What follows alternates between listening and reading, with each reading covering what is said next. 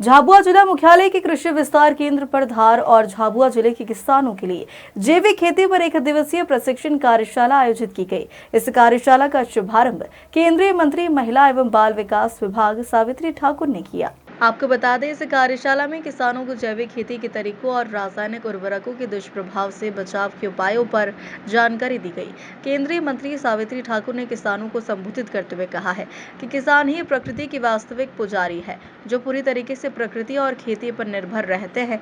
उन्होंने किसानों को प्रोत्साहित किया कि वे जैविक खेती अपनाकर न केवल अपनी जमीन की सेहत बचाएं, बल्कि देश की जनता को भी सुरक्षित और पोषक आहार प्रदान करें। कार्यशाला के दौरान किसानों ने जैविक खाद, बीज चयन, फसल चक्र और सिंचाई तकनीक जैसी आधुनिक खेती की जानकारियों पर विस्तार से प्रशिक्षण प्राप्त किया। वहीं गेहूं की खरीद को लेकर मुख्यमंत्री द्वारा दिए गए बयान पर उन्होंने कहा कि फिलहाल गेहूं की बुआई जारी है और समय समय पर मध्य प्रदेश सरकार द्वारा गेहूं की खरीद सुनिश्चित की जाएगी। संस्कृति, उसकी सभ्यता पर वार करो, अपने आप देश कमजोर हो जाए। तो जीवन में हमारे देश को कभी कमजोर न, एक देवी के रूप में पूजते हैं, माँ भी है, भाभी, वो कई रूप में हमारे सामने आती है और उसको हम पूजते हैं।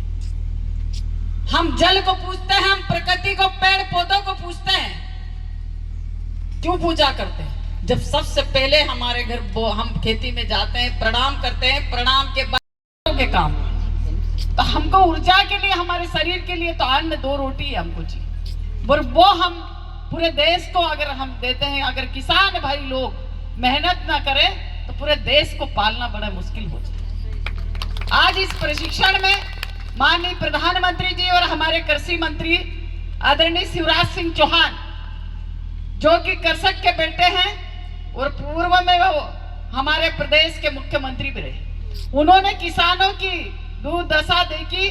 प्रकृति के जोड़ने के लिए आज देखते हैं हमारी जो किसानों को, क्योंकि दवाई जो पेस्टिसाइड दवाइयों से लोगों को, किसानों को क्या लगता कि तत्काल हमको जल्दी चाहिए, तो अब मिट्टी की जो उर्वरक शक्ति कर रही है, उसको वापस से हमारी उर्वरक शक्ति बनी रहे, इसलिए जैविक को बढ़ावा देने, प्रकृति खेती करें, ताकि हमारी जो आज हम देखते हैं कई प्रकार की बीमारियाँ हो रही हैं, उसमें निजात मिले और हमारी जो कृषि है उसकी सभी उर्वरक शक्ति बनी रहे और किसानों को नई नई उन्नति का बीज का वितरण किया है, ताकि हमारे किसान कई लोग उनके खेतों में बोए और नई नई तकनीकों से उनका उत्पादन बढ़े, ताकि 2047 में उसकी भारत का संकल्प पूरा हो और हमारे किसान भाई जो जनजाति भाई लोग हैं उनको ज़्यादा से ज़्यादा उनका लाभ पहुँचे,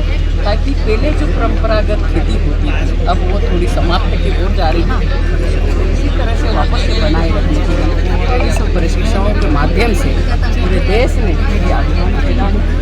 सभी जगह हर जिले स्तर से भी हमने अभी तो यहाँ पर शायद आई है हमारी दीदियाँ, बाकी जगह महिलाओं को एक दीदी बना के उनको 10-10 किसान 20 किसान लेके खेती की ओर जाए, भले से 1 बीघा में करे या 2 बीघे में करे, पर खुद का खाने के तक अनाज बोए खुद का, और धीरे धीरे प्रकृति की खेती, जैविक खेती की ओर हमारे किसान अभी भामांतरण कर रही है। भामांतरण को लेके हर जगह पंजीयन हो रहा और हमारे हर मंडी स्तर से हम इसका पंजीयन करा रहे हैं। हमारे सोसाइटियाँ हैं, इसमें भामांतरण का पंजीयन हो रहा है।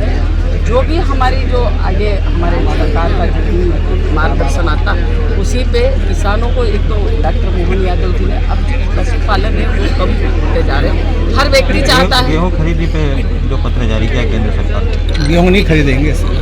नहीं, ऐसा नहीं है। गेहूँ खरीदेगी सरकार, अभी गेहूँ अब बो रहे हैं, जैसा आएगा सरकार अपना निर्णय। अधिक कर्ज होने के कारण नहीं खरीद पाएगी? नहीं, ऐसा नहीं है। सरकार है और सरकार जब फसल अभी तो बोना है, बोने के बाद जब आएगी सरकार अपना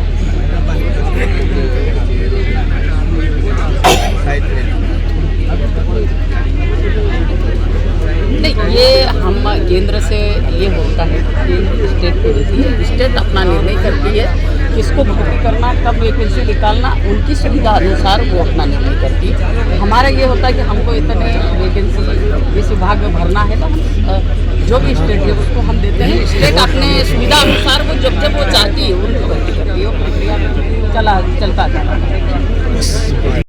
झाबुआ से शाबिर मंसूरी की रिपोर्ट।